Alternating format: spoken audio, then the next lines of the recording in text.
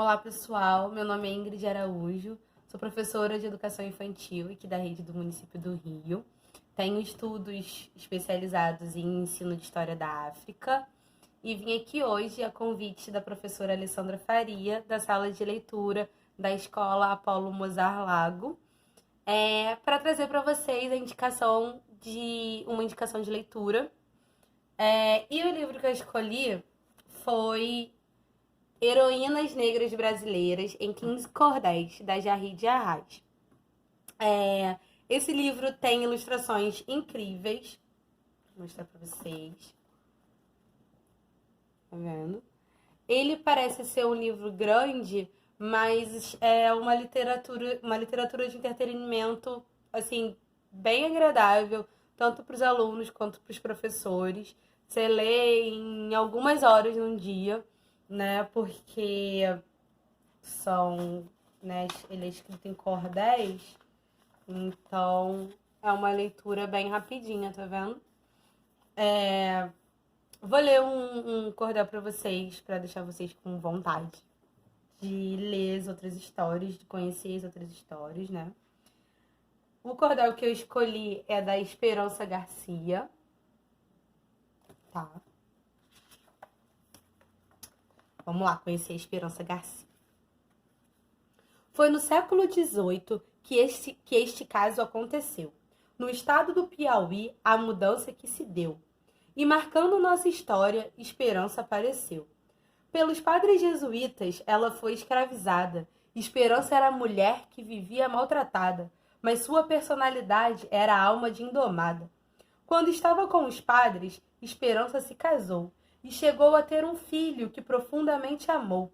Como seu marido vivia, mas então tudo mudou. Pois o Marquês de Pombal foi aos padres expulsar, e a escrava Esperança acabou-se por passar ao governo do estado que lhe mandou transportar. Da fazenda Algodões, Esperança foi tirada, foi parar em Nazaré, onde foi escravizada. E já nesse novo canto com dureza era espancada. Separada do marido, só o filho carregava, mas a pobre da criança todo dia que apanhava, e por isso que a Esperança muito mais se revoltava. Acontece que Esperança tinha aprendido a ler, ensinada pelos padres tinha jeito de escrever. Foi aí que decidiu uma carta conceber. No dia 6 de setembro, sua carta foi mandada, com palavras de apelo e linguagem explicada. Esperança que pedia por urgente salvaguarda. O presidente da província foi quem leu o documento, que continha em suas linhas a denúncia do momento, pois a dor de Esperança vinha de seu sofrimento. Nessa carta ela dizia que vivia a apanhar. Uma vez sendo jogada, com o intento de matar, foi caindo do sobrado, mas se deu para escapar.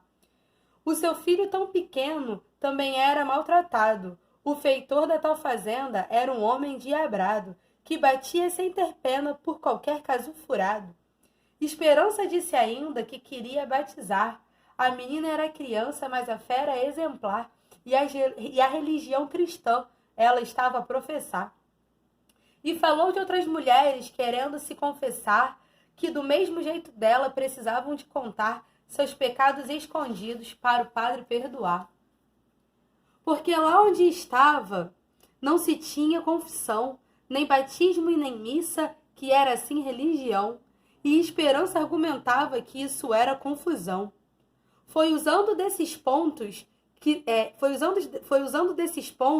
seu exemplo de presteza, por fazer da fé cristã argumento de clareza, para ver se conseguia do governo uma presteza. Afinal, o que diria para o branco convencer, se a gente escravizada não podia merecer a menor das gentilezas para em paz sobreviver? Não se sabe o desfecho, se sequer foi respondida, mas sem dúvida nenhuma era tão fortalecida a coragem de Esperança que se tornou conhecida, porque no Brasil passado o escravo era excluído, sem saber ler e escrever, sem poder ser instruído. Caso alguém fosse enfrentar, acabava perseguido. Era crime muito grave ensinar escravo a ler. Pela lei que existia, era o jeito de viver. e seria muito preso quem fosse contradizer. Luís Motti foi o homem que essa carta encontrou quando estava em Portugal. Esse historiador resgatou o documento e assim o publicou. É por isso que Esperança na história se mantém, porque teve essa coragem e porque foi muito além. Não ficou só em silêncio e mostrou que era alguém. Se você não conhecia essa história inspiradora, peço que também espalhe, porque é transformadora. A verdade de Esperança é essa grande lutadora. São inúmeras mulheres que peitaram toda a luta, enfrentando o racismo com garra na labuta, construíram o caminho sempre com a mente astuta. Por causa dessas mulheres, hoje temos liberdade. É por isso que me orgulho da minha ancestralidade. Preservar é um prazer e responsabilidade. E nossa responsabilidade. Então, pessoal, no final de cada cordel, a Jaide traz uma biografia em prosa da personagem, né?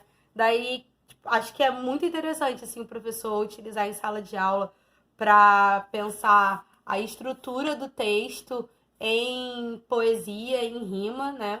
Que é do cordel. E depois a estrutura em prosa. Pensar o tempo histórico também da época em que cada personagem viveu e como os seus feitos contribuíram para a nossa sociedade, né?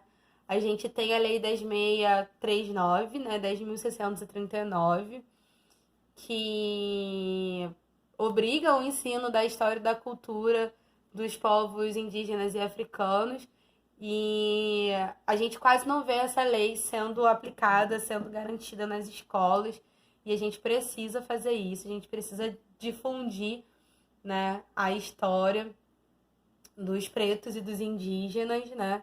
A gente já sabe muito da história de quem conquistou esse país, mas a gente quase não conhece das histórias de luta e de resistência dos povos indígenas e africanos. Então, eu espero que vocês gostem, que os professores se sintam estimulados a utilizar esse texto, esse material em sala de aula, e que os alunos também se sintam estimulados a procurar conhecer mais sobre histórias das nossas heroínas e que também busquem ler o livro, né? E é isso, galera. Muito obrigada. Um abraço. Espero que vocês tenham gostado.